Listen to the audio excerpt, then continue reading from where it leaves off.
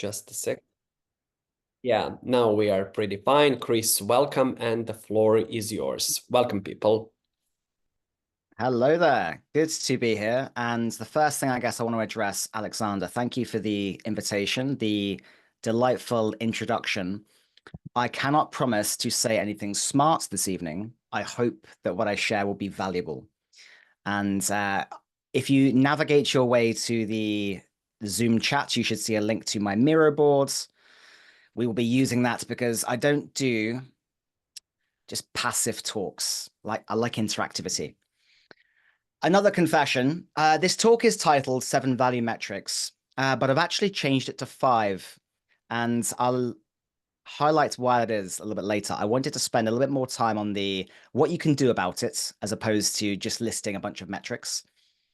And as with many things, less is more. About me, you've heard an introduction. I don't like to spend too much time talking about myself. I am a firm believer in the power in agility is in continuous improvement, and the key to continuous improvement is retrospectives. And at the heart of retrospectives are individuals and interactions. One of the problems we're facing in 2024 is a lack of perceived value around agile roles. What I'm going to highlight about today, and I'll bring everyone's attention to this part of the board just to make sure you are all where you should be. We are over here. And expectations, as I mentioned, high interactivity, you wouldn't expect anything less. I'm going to share with you some underused value metrics and the importance of those, and give you some techniques that you can use straight away. Because again, I don't want to just give you theory. I want to give you things you can use immediately so you can do the thing and demonstrate the value that I know you are bringing in your roles. Let's begin with a quick exercise. Never have I ever. If anyone hasn't played the game Never Have I Ever before, essentially someone will say a statement, and if you have done or you agree with that statement about yourself, you would take a drink. If you've got a drink, I invite you to participate in that. If not, don't worry. Just move your cursor on this screen to indicate your personal response to the statement that I read out. So, number 1, never have I ever blocked time to reflect on the value I bring. If you have done that, move your cursor onto the tick. If you haven't, do it onto the cross. Okay, so the majority of you have done that. Good work. Never have I ever been confused about which metrics are relevant to my context. If you have been confused about metrics and value metrics, then your cursor should be on the tick. If not, they should be on the cross. Okay, so the majority of there have had a bit of confusion. Never have I ever understood the cost of the team or department that I'm working with. Again, tick if you have understood the cost of your team or department, cross if you haven't. Okay, that one's a mixture. Some have, some haven't. Never have I ever avoided talking about my value because I'm a servant leader.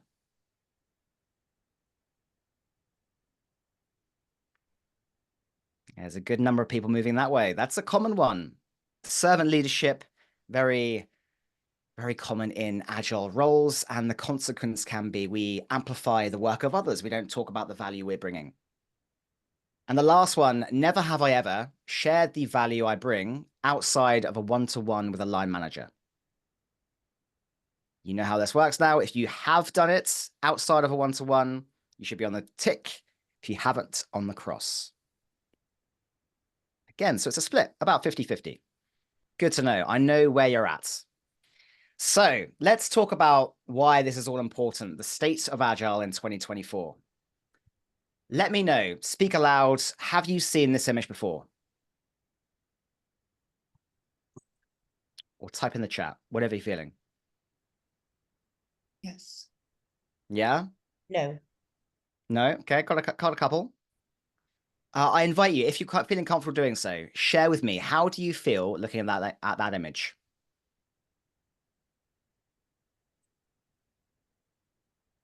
Slightly frightened. Okay, why? It just looks very complex and convoluted. Yeah, absolutely. So if I talk about when I first encountered this image, it was several years ago. I thought this was incredible. I was amazed. I was like, oh my God, this is what Agile is. Look at all this cool stuff. Yeah, every little node on here is a thing, and I've used many of them. Many of them I haven't. I couldn't possibly be an expert in all of those things. And this is one of the challenges. And I do this all the time. When I go on stage at conferences, I ask, what is Agile? And I get people to share their responses on, like a poll, and you start seeing the responses come up. Hundreds of different answers: mindset, framework, principles. It's a way of doing things. It's a way of delivering value, etc., etc. The challenge with that is that if hundreds of Agile people can't come up with a single, easy to explain way of describing Agile, how do we expect others that aren't familiar with Agile to understand it? It's a really challenging thing we're facing in 2024. Couple that with, and there was a really good article by Scott Ambler recently. He described Agile as the gold rush being over. He said, Agile has shut the bed. And some of the things that we're seeing on the screen here are beginning to explain that, or some of the things that I'm seeing out there in the industry. The perceived value of Agile has dropped. I also believe that Agile has been around for long enough that there is a base level of capability, upskilled. You know, if we have been successful in our roles, we've helped Agile become a more common thing, and it's more of a baseline expectation. Less companies are needing to transform their ways of working.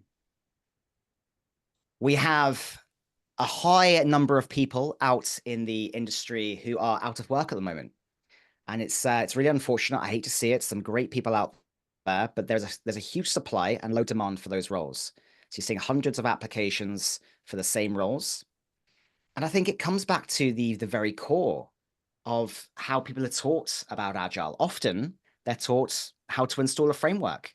67% complete. Here is copy and paste Scrum. You learn Scrum and that's it. And you learn about the events, the ceremonies, the values.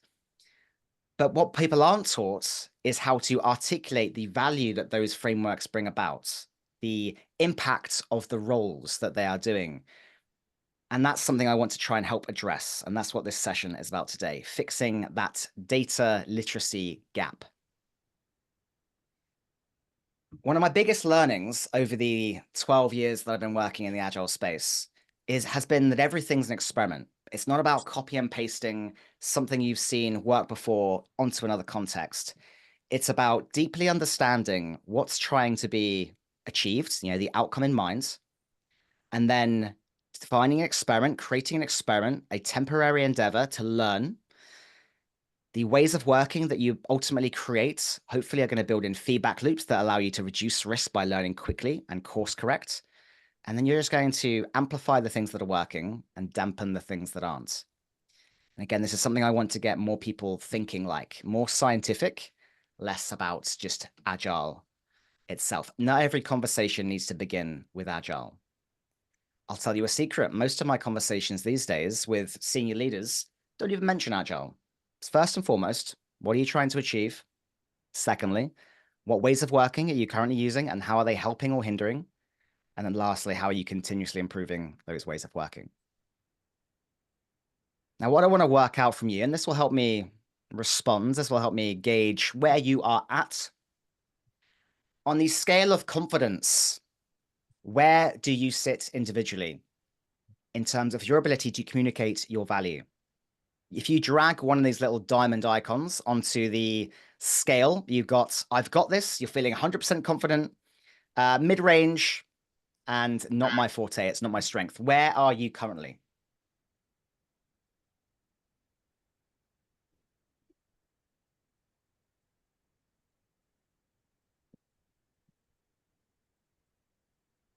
Okay, so we got a mixture again. Some people more confident than others, and that's completely natural. My hope is by the end of the session, you will have moved a little bit closer to the left-hand side of that scale. Okay, let's dive in then. Let's talk about the first one, burn rates. My question is just by way of speaking aloud or again in the chat, how many of you understand or are aware of the cost of the teams that you work with or the departments you work with?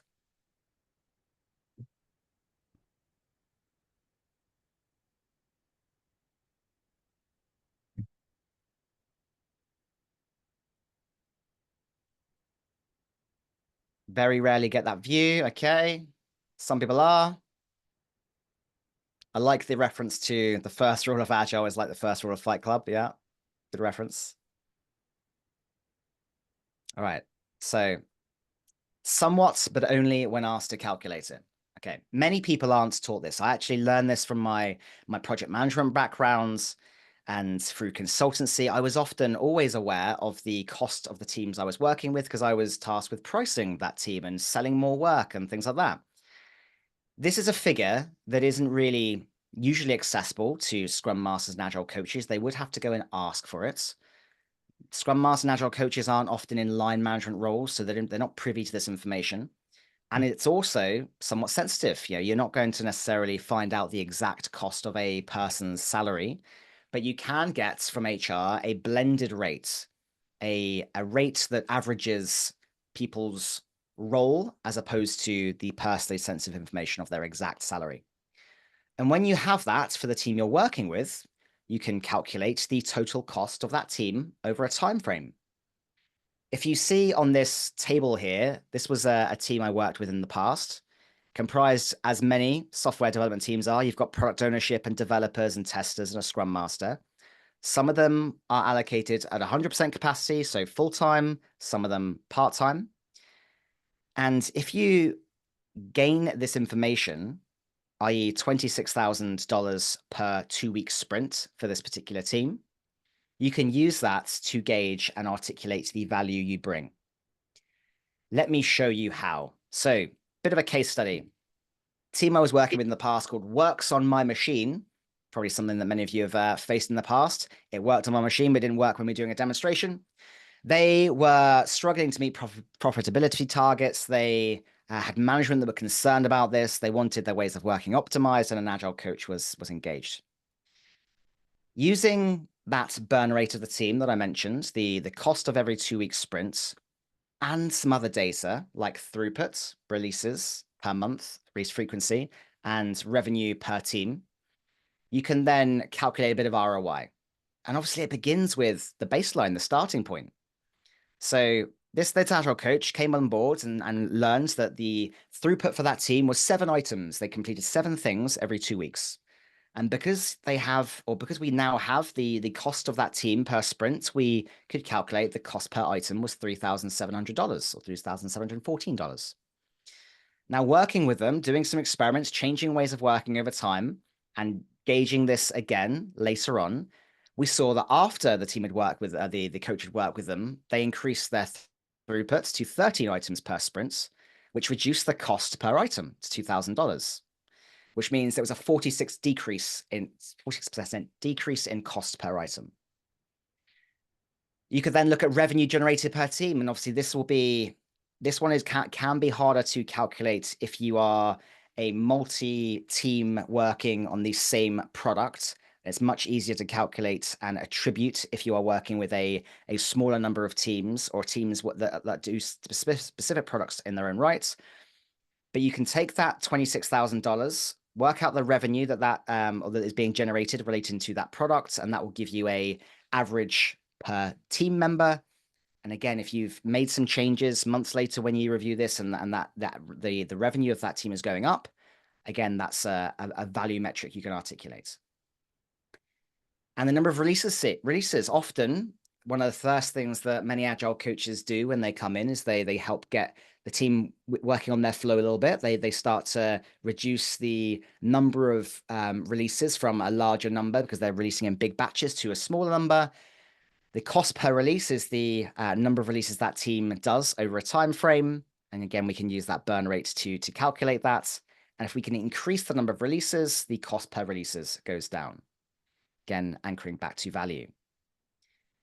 If we gain this information, share that publicly, share that with leadership in particular, the people responsible for keeping Agile roles in place, they are going to better understand the value. They're going to better see the return on the investment of you. And it will be less of a guessing game. Let me highlight another really problematic thing that I believe happens regardless of whether you're in an agile role or not. We've got the traditional yearly appraisal cycle, okay? And I'd love if you could just share your experiences of this in the chats, because it's always interesting to hear. And I'll come back to the question in just a moment. But you've got your annual appraisals, and what will happen is at some point, probably an HR system is going to trigger a message to your line manager and yourself to say, hey, it's time to do your appraisal. Make sure you get that in the diary. Make sure you share your progress or fill out some sort of reports or have that one-to-one. And at that point in time, what people often end up doing is they scrabble around for weeks trying to find all of the data that they've captured, all of the feedback from the past. Line manager maybe does the same. And then you have that one-to-one. And that one-to-one with that line manager, you talk about, did you hit your goals, your objectives? And you've had to kind of cram that at the last moment like it was an exam and share that back. The problem here is if that you are only articulating your value once a year, how do we expect your value to remain top of mind? How do we expect you or others to understand that value? So when we have shorter, sharper feedback loops, or we are articulating our value more regularly, and we'll come to this in a moment, that will be more top of mind. I don't know about you, but I can barely remember what I had for lunch yesterday, let alone what I did several months ago with a certain team. That might be a different team. You know, humans are imperfect with their memory. Just going to pause here before I move on to the next one and ask if there are any questions. I can see, Mark, you've kindly responded to a question on my behalf.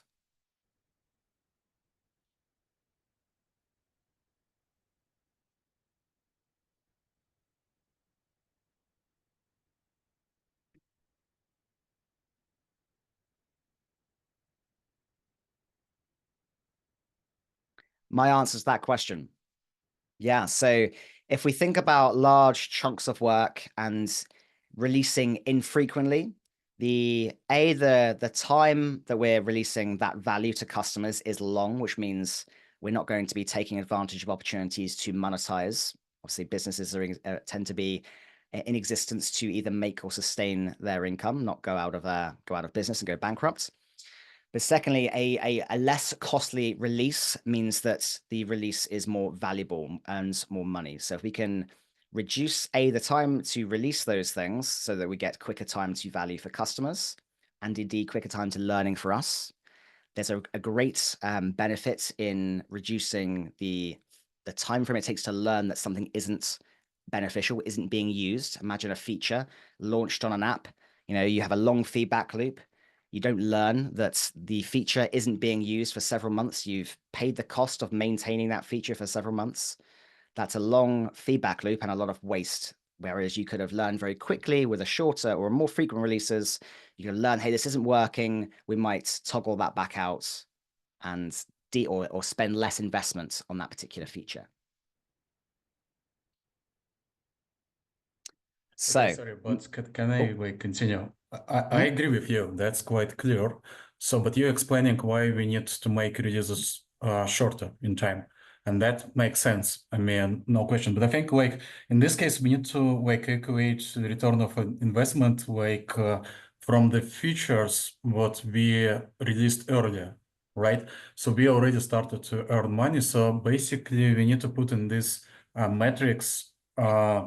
Revenue from the features what we released earlier. But if I understand it correctly, you include in this metric cost of the team, right? And so that's like two different things, I believe. Yeah, so you've got the cost per team, cost of the team, and you've got the cost to release a feature. Okay. Yeah. And then you've got the revenue attributed to that feature, and you've got the revenue generated by the team. Obviously, the four different numbers. Yeah. A single one in its own right, and this is true of any metric, a single metric in its own right isn't going to be as valuable. It's just part of the story, part of the narrative. And that narrative can support you being there as an Agile coach or Scrum Master. A lot of people don't even do this, don't even consider these things, and therefore they're not helping themselves. Okay, yep. Great. Okay, so let's dive into bureaucracy. Bureaucracy reduced. Quick poll question. I invite you, share in the chat.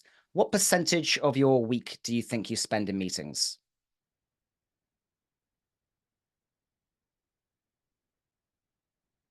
Rough estimate. Percentage of your work week do you spend in meetings? 70. Ouch. 50%. Some high numbers. 30%. Yeah, if your meeting is, or your diary, your calendar is looking a bit like this one, where you've got back-to-back meetings and some overlapping, oh, it's a nightmare. So when are you actually going to get the work done? And then I love this visual as well, which is why the work is never the work. So you've got the work around the work, which is the meetings, the reviews. It's the work to get to the work. You've got to do some research and scoping of things. Then the work before the work, where you set something up and configure something. Then the actual work, where you do it. And then there's the work between the work, where you're debugging things and maintaining it. And then there's the work beyond the work, extra scope and all the little, just can you add this as well? And then you got the work outside the work, the things that come up that surprise you, the challenges that get in the way. And then you've got the work after the work. And if you've got that situation, growing amounts of work, ever growing backlog, plus a busy diary, when are your teams going to get anything done? Does that resonate with anyone?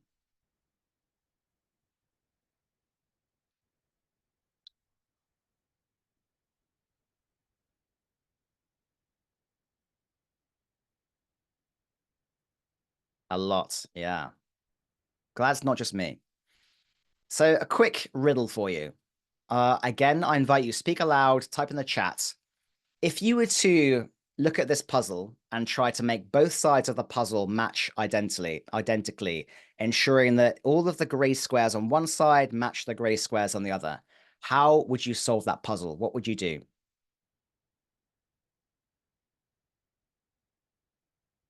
Type in the chat how you would solve that puzzle.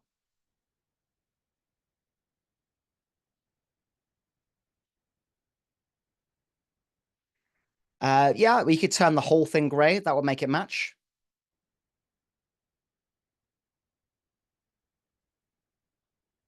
Remove the blocks, okay. Remove the blocks that don't match up. Okay, so actually what's happened here is my point has been proven slightly wrong, but in 80% of scenarios when they've done this, people's instinct is to add blocks, not remove them. So what they would do is they would add 2 blocks to the left-hand side of this image to make it match, sorry, 4 blocks to the left-hand side of this image to make it match the other ones. And why is this important? It's because naturally it's people's instinct to add before subtracting. Coming back to the scenario we saw a moment ago, all of those meetings in the diaries, what happens is people add more bureaucracy to fix problems. They say, well, we've got these dependencies. We'll add in another scrum of scrums, or we'll add another meeting, or add another sync in the diary to catch that feedback loop. And then you end up with people too busy to do the work. Subtracting before adding is a really powerful thing. Some data about meetings. The average worker takes 23 minutes and 15 seconds to get back on track after context switching. So you've been pulled into a meeting, or you've got lots of different meetings throughout your day. The time it takes to get back on track with what you're working on, over 20 minutes. The average person, and there's some sources here, Reclaim.ai, and there's Stack Overflow as well. But the average person spends 37% of the time in meetings or coordinating them. They attend 6 internal meetings, 5 one-to-ones, and 5 external meetings. And the cost of this, as estimated by Stack Overflow in 2024, was almost $250 per day, just on context switching. Now, one of the things that I love I've seen out there is people beginning to take more, or be more intentional about not just putting meetings in there. And a great way to do that is to visualize the cost of a meeting. I showed you earlier, if you've got the burn rate of a team, you can roughly work out, you know, $26,000 is for 2 weeks, and we've got a 1-hour meeting. You can roughly work out the cost of that meeting. There are some add-ons going into various calendar and diary tools these days, which will show you if you've added these 10 people, the estimated cost of this meeting is X, and the quarterly cost of this meeting is X. And I think just that visualization, seeing that information, gets you to second guess, do I really need to add 10 people to this meeting for 1 hour per week? Do I need to add that extra bureaucracy and cost? Do we really need that meeting that could have been an email? How about no? Now, why do I like this? Because let's just look at some examples. Let's say you are working with a team, and that team that I highlighted, the $26,000 per sprint team, you can work out the cost of the cost of meetings each sprint and each year. If you assume 24 sprints a year, so 24 times 2, we're not even including the full 52 weeks, we've got some holiday in there, then you've got $230,000 for that team per year just in meetings. Ouch. Now imagine if you had 10 teams, all similarly comprised, you know, similar size. And that's very common in companies as well. That soon scaled to millions of dollars, $2,308,800 for 10 teams of that cost per year. So let's think about what we could do. If we're seeing meetings as a bit of a cost, potentially a waste, if you were to reduce those costs just by 1%, then, well, you're saving $23,000 a year. If you do 5%, it's $115, 10%, $230, 20%, $461,000. Yes, nice. That is a figure that people are going to like to see, particularly leadership who are often number focused. They are measured on things like optimization and revenue. And the other thing as well you can do is you can take your own salary. So you know this, and you know, and your line manager knows, you're paid, let's say $86,000 a year. That was the 2024 Scrum Master average for the USA. And if you've reduced the number of meetings by 1%, or the cost of the meeting by 1%, then the ROI of you for that year, just relating to meetings, is 26%. But if you start to go beyond that, 5%, 10%, we're starting to see multiples of your salary. Hey, if I reduce the meetings, or the cost of meetings by 10% across a year, that's a 268% return on investment for them hiring me, which is, again, a powerful statement to be able to make. Again, the problem I see is a lot of people aren't doing anything like this. They are leaving the articulation of value to chance. And I can completely empathize, right? There's been a lot of headcount reductions. I mentioned those a moment ago. Lots of companies, because of the economy, because of various reasons, have culled lots of roles. And what will happen here is a leader, someone responsible for a budget, has been told, you need to reduce headcount. We need to optimize costs for whatever reason. And there could be many of these. So cost optimization is the goal. And what they're going to do is they're going to start to look at headcount. They're going to start to look at data, probably spreadsheets, and they're going to be looking at, right, financial accountant, I understand what they do. Scrum Master, what the fuck do they do? Okay, yeah, let's get rid of those. Whereas if we, as a profession, were regularly sharing, hey, this is what you pay me, this is the return you're getting on that, here is the evidence of it, I can't think there will be many senior leaders willing to reduce the headcount of roles that are clearly demonstrating multiples of their paid salary in terms of ROI. 400% of what you're paying me, that's what I'm generating you back in either cost savings or revenue. Are you really going to get rid of me? Okay. Again, quick pause before I move on. Any questions?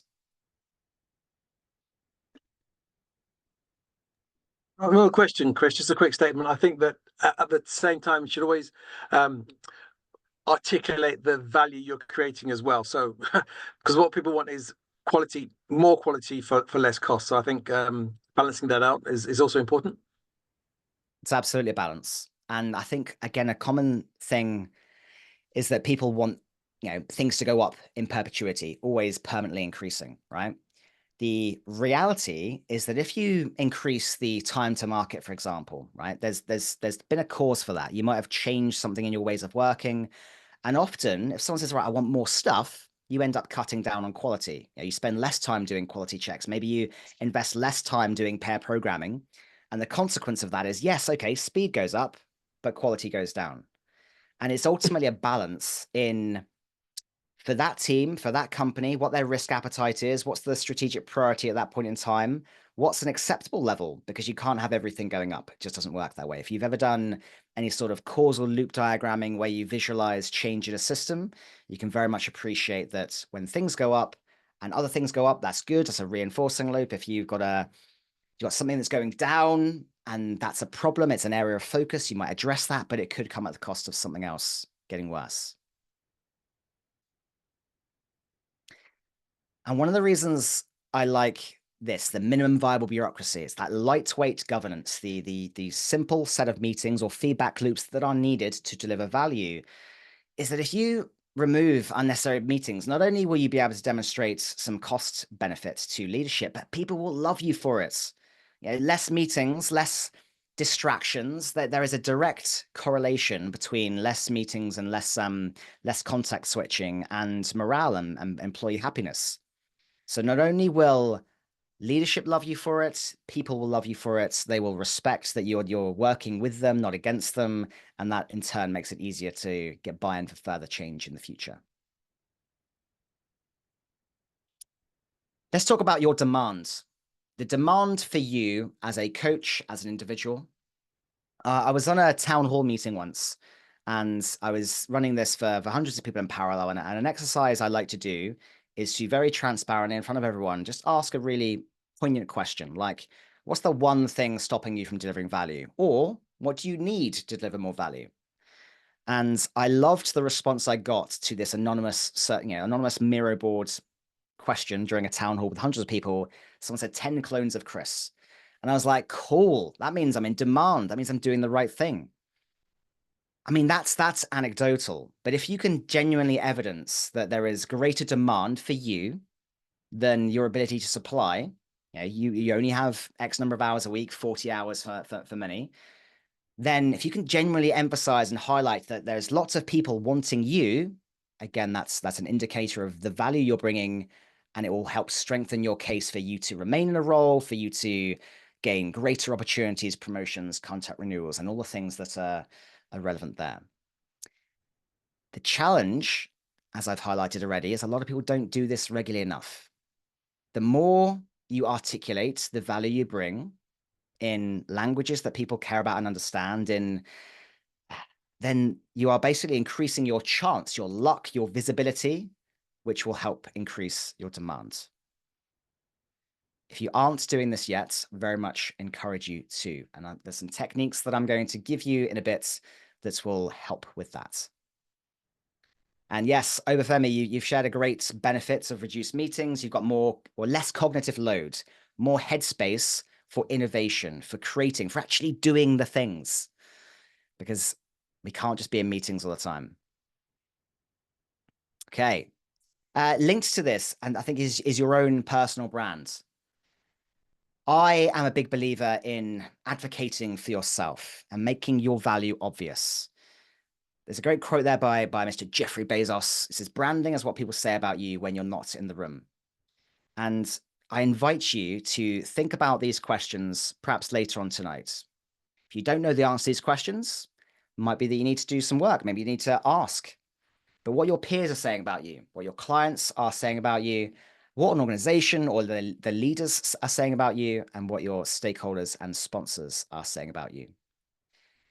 This cannot be just a end of year, once a quarter thing. You've got to be proactive and intentional about finding out the answer to these questions, because that can reinforce the value and it can give you the information you need to share that value.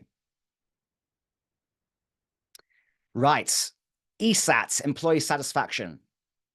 In the Agile space, I'm a firm believer that we don't just focus on the end customer, but we focus on our customers. And our customers in the Agile space, if we're bringing about enterprise change and ways of working, it's the people, it's the teams, the people on the ground.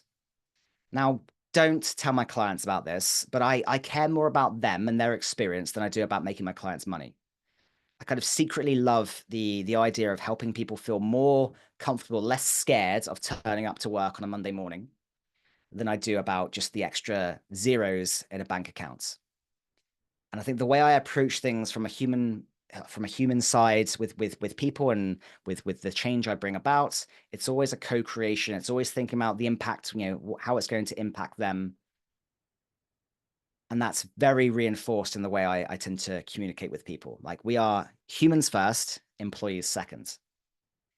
So if our customers are the people that we're working with, the teams, the departments, what we can't just focus on is the generic, well, on a scale of 1 to 10, how likely would you recommend this organization as a place to work? Because often do we really sit down and go, yeah, I love this company. There is some better versions, and I can share links to this version on the right-hand side. It gives you the ability to just go a bit more deeper and heat map things like about the importance of decisions, active support from management, the commitment to health and safety, respect and friendliness and things like that. I think if we can start to use more of these, then we can better understand the people we're working with. And again, if we get a baseline, right, one of the first things I do when I start with a team is try and understand what their current level of happiness is. That's a baseline. From there, where does that sit in 3 months, in 6 months, in 9 months? What experiments are we doing to address or improve upon some of the challenges we're facing? And then visualizing that, as we see here, over time. This visual has a trend December, January, February. I think this sort of thing's probably a little bit aggressive to do monthly. Depends on how detailed the mechanism you're using to capture this information, whether it's a survey or whether it's just a quick pulse. But the ability to see the problems, take change, and then link that back as you communicate the value you bring. A 23% improvement in team morale does actually have a direct revenue benefits. There is, I can't remember the data, and I can pull this out later, but I know there is a direct correlation between employee morale, employee satisfaction, and revenue, because they are inevitably more motivated to work. So I've talked about a number of metrics here. Another one that is very much underused. Well, actually, it's not necessarily underused. It's new. It's new. This is called days since last and the value edition of it. If we think about some of the things I've talked about, reflecting on your value, articulating your value, asking for feedback, gauging the perception of value, these are events. And the longer it's been since you've done these things, the more chance there is that people won't understand your value, or they won't be aware of your value, or you won't be aware of your value. If you've not done a value retrospective or pause to reflect on the value being around in several months, then how do you expect you to disseminate from the chaos of everything going on a day-to-day basis what value you're bringing about? So this is a technique I use, the days since last. I noted down some key events to my context, and these are some examples here. And all I will do is I'll periodically, probably once a month, I'll just take a look at my little dashboard here and say, hey, if it's been 48 days since I've asked for feedback, I better do something about that. It's just a way of visualizing some key events, when you last did them, and as a way of prompting action. If you can keep these number of days lower, odds are you're on the right track. Now, before I go into some value habits and techniques that I encourage you to try and use, are there any questions?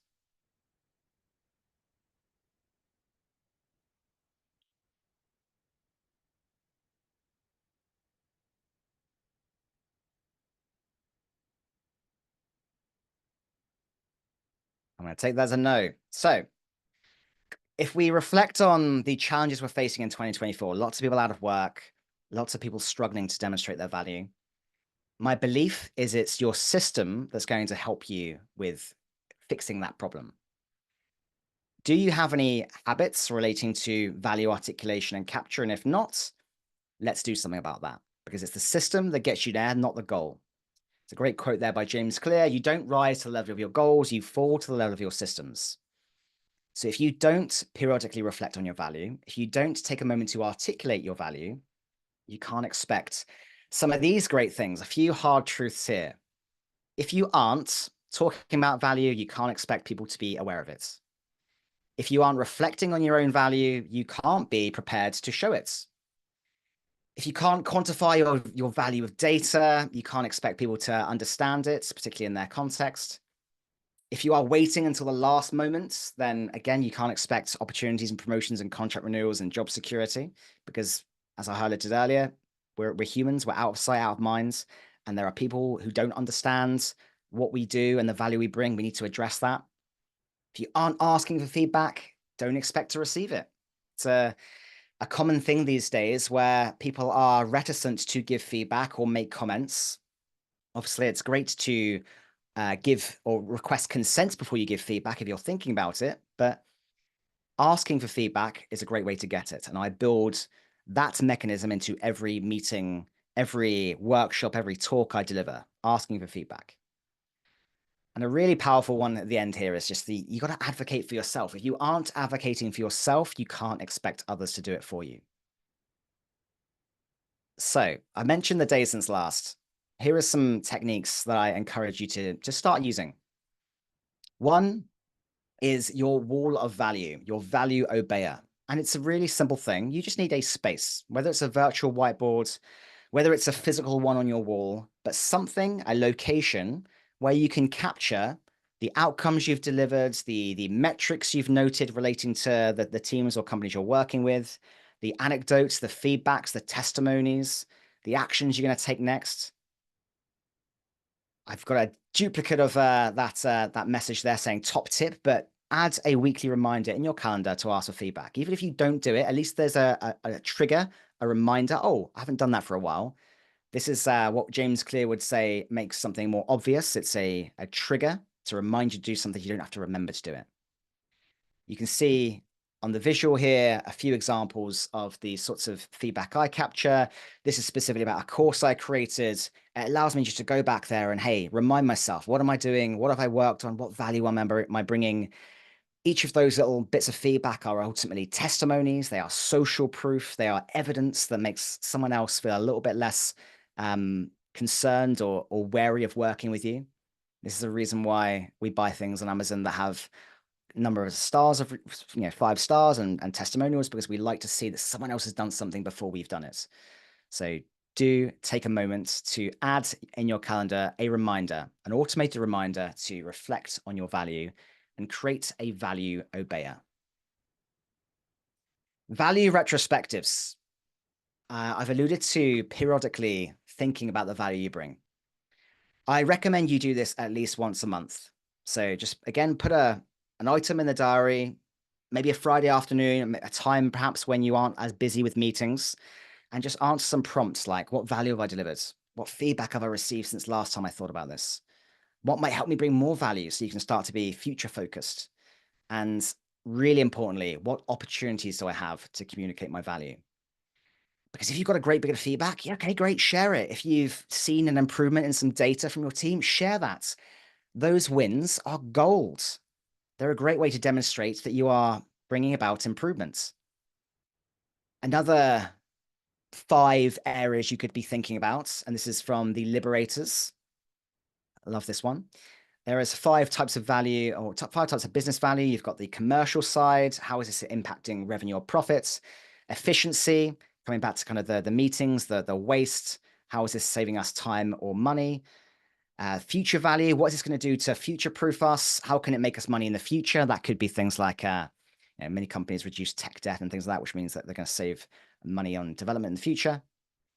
Customer value, what things have I done to increase customer value? And market value, how is this going to help us attract more customers in the future? And when you're doing this, just be really brutally honest with yourself. On a scale of 1 to 10, how certain are you that others understand your value? And if you're doing that kind of retrospective once a month and you're sitting there going, oh, it's only a 5, do something, right? Think about, what could I do to better ensure people understand my value? Maybe you have a conversation with someone. Maybe you share a story or celebrate a win.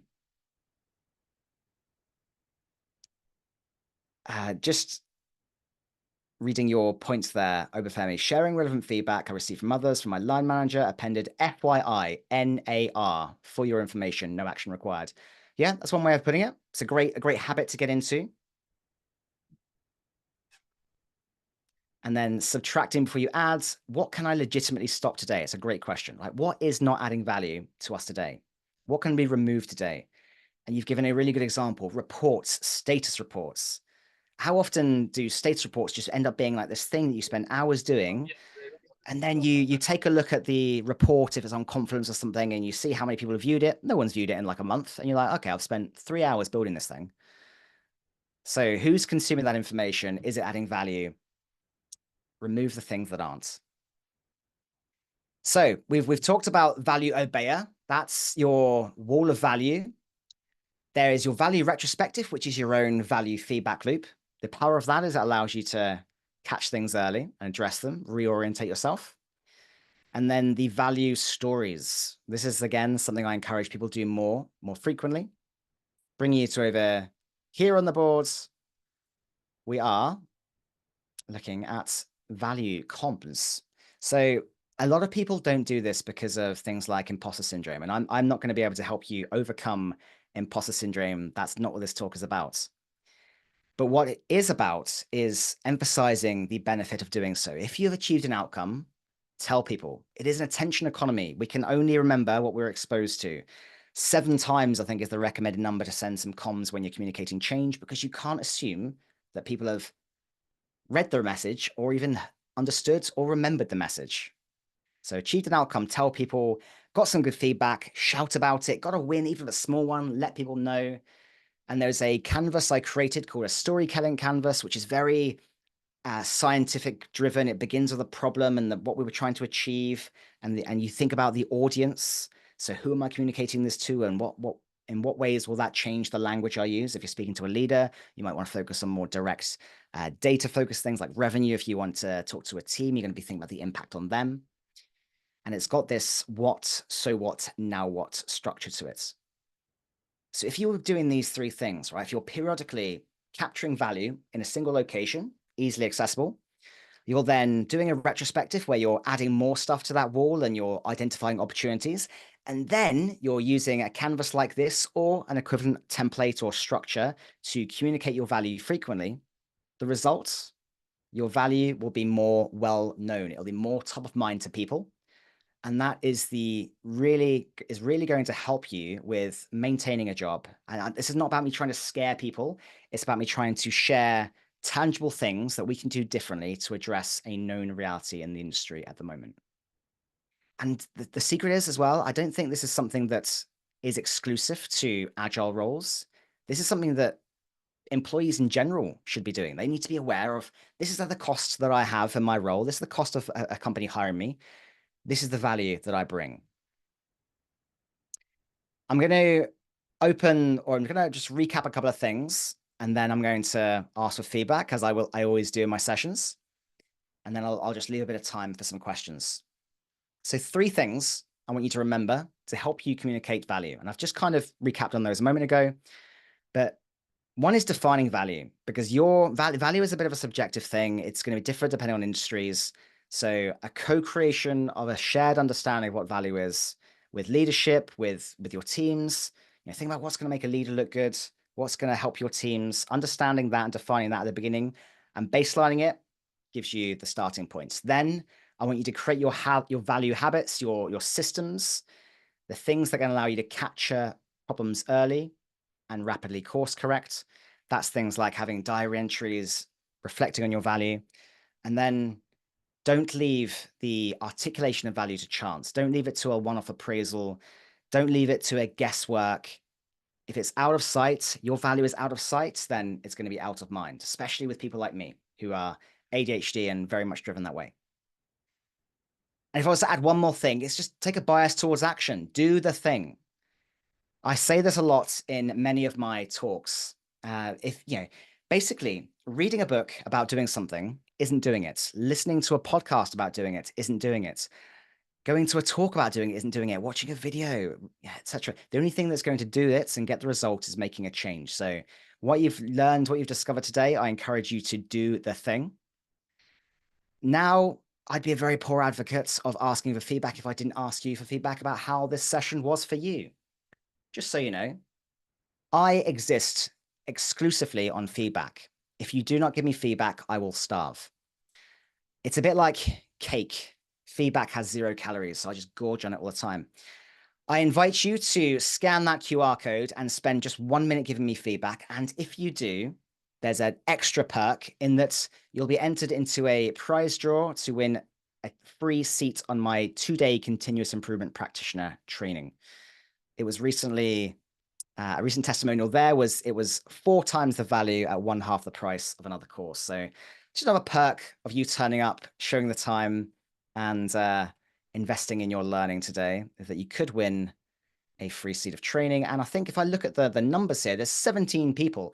If all 17 of you filled out that feedback form and helped me to improve this talk, then there's a 1 in 17 chance of you getting free training worth, I think it's like £749, 800 plus euros, something dollars. Once you've done that, I will just open the floor to questions.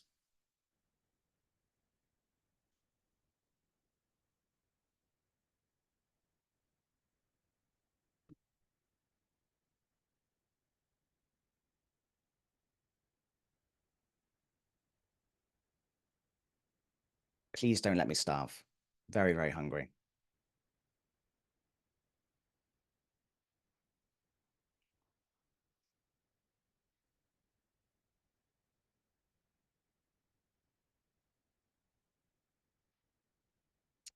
The Miro board, the link to it was shared at the beginning of the session. I can share it again once more. Sheena, there you go.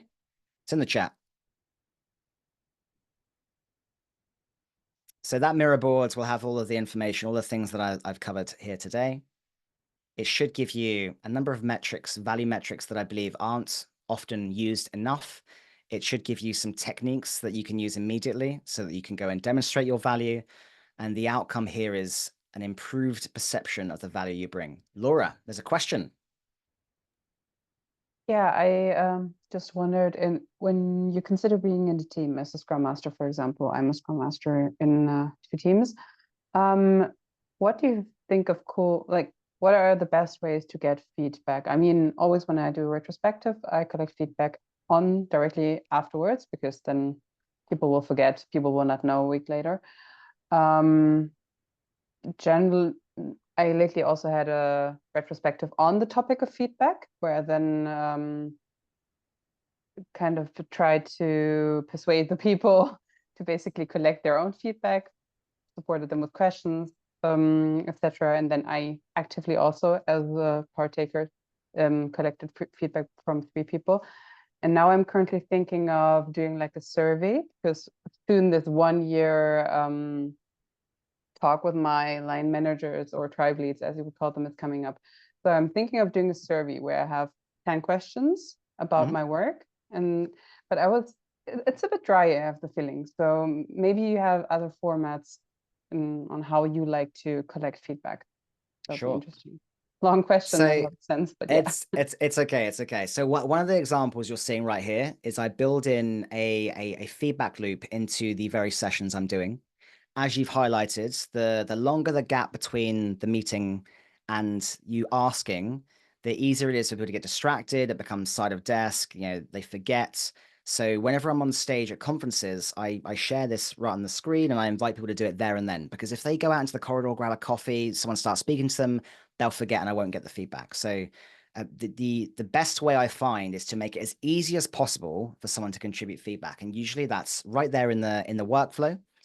You can make it simpler and short and sharper. So not having a 10-question survey, but a 5-question survey. It's essentially anything you can do to reduce the friction for someone to getting started with this. You could emphasize the benefits of doing so. You could offer to reciprocate. If you're feeling really brave, you could do it as part of a live session. You could say, hey, folks, I really, really want to be the best Scrum Master I can for you as a team. To do that, I'd love to hear your feedback. I'm going to host a live session on this date. Anyone's welcome to come along, share feedback openly.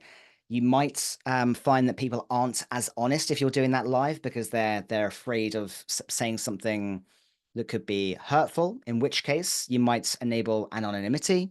So just having a live session where you can read the information and people just share anonymously, that could help. It's basically anything you can do to reduce the friction and make it easier for them to give the feedback as soon as possible. And then sometimes there's a bit of aggregation, right? So if let's imagine you've asked, or you've put a feedback loop into every month, and then you visualize that on a big Miro board, and you can do some affinity mapping where the average thing people say about me is this, and if you're using data like employee satisfaction, you can see how that's going up and down over time, and all these data points, both value metric based, anecdotal, all provide part of the value narrative.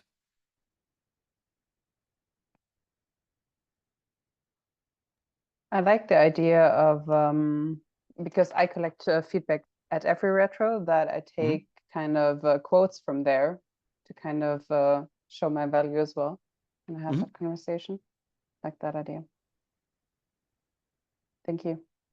No problem. Are there any other questions, folks?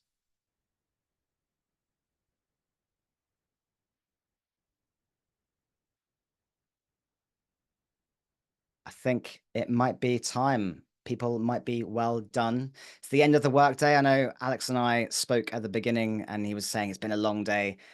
Thank you to everyone for turning up, investing in your learning, listening intently, engaging with me. It's all been appreciated. And yeah, do reach out if you have any questions outside of this. I'm available on LinkedIn. But do the thing. Go and put into practice some of this stuff. Go and be intentional about creating your value. Don't leave it a chance. So if it is the end, as Chris said, yeah, it's been a very, very long day, I suppose, for all people from Serbia watching right now. So yeah, thanks, Chris. Thanks for really nice session. I was very concentrated on the session, and I'm looking forward to see it how it looks recorded, because I think I missed some parts, and I want to see what actually I missed and what's the complete story. One from the side of watching it one more time, without participating it alive and not disturbing you. So thank you for your time. Thank you for so inspirational session. Guys, you can see you will be able to see this session next Monday on YouTube channel. Someone wrote me, are there be voice recorded? Of course it will be audio recorded, so you will be able to see and hear it. So Chris, I hope this is not the last time that we are going to ask you to be our guest, but it's only the beginning. And thank you. You needed so much energy to have this session so successful tonight, so I do appreciate it. So on behalf of Agile Humans, thank you very much for being our guest, and I really do hope that we are going to have opportunity to see you at least one more time, and I hope even alive in Serbia, in Belgrade. I hope we are going to manage something. Invite me along. I'm always up for a trip to Belgrade. I've been once before. I'm happy to come back again. So let's make it happen. That's pretty, that's nice words to hear from you. Okay, guys, have a nice evening, have a nice weekend, and see you next month with new topics. Have a great day, everyone. Chris, one more time, thank you very much. Thank you, everyone. Bye-bye. Bye-bye. Bye. Thank you.